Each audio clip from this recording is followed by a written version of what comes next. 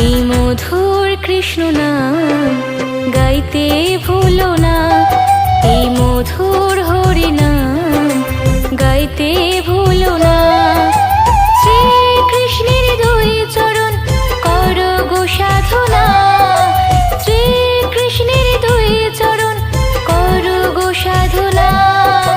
মধুর হরি নাম গাইতে ভুলো না, এই মধুর হরি নাম গাইতে